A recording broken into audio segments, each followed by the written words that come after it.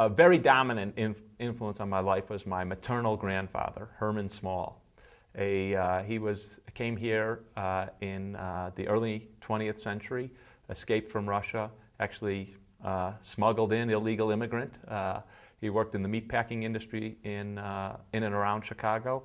He was a union organizer very early on, built a synagogue, a very big man, very heavy, very big hands, of a manual laborer, very committed to trying to make everyone's life better.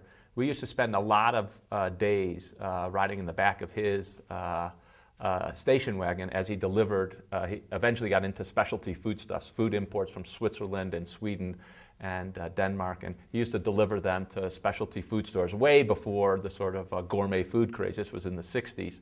No one had heard of gourmet cheeses. He was doing that, and we used to sit in the back of his car for hours, just driving all over Illinois, all over Wisconsin, all over Indiana, and talking to him. And he's a very very caring person. And then for a couple of years he moved into our house. He sold everything, and then at the age of I think 72 he was going to immigrate to Israel, but it turned out he was an illegal immigrant in the United States, so he had no passport to leave the country.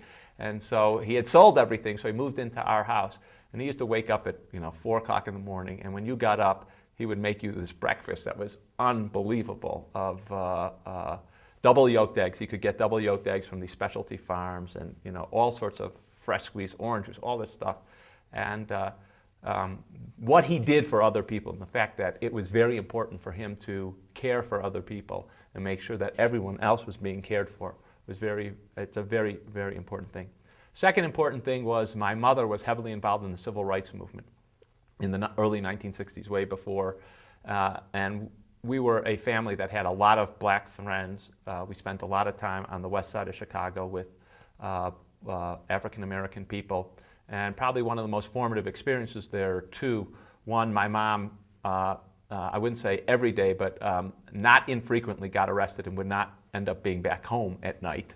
So that was a very interesting experience. And the other was that we marched, when Martin Luther King came to Chicago and marched to Cicero, we were on that march as kids. And we were pelted with rotten tomatoes and eggs, and very searing experience. You never forget that kind of stuff. And we were able to hear Martin Luther King as well in person. And those are, I would say, among the many formative experiences, or at least people who were formative to me.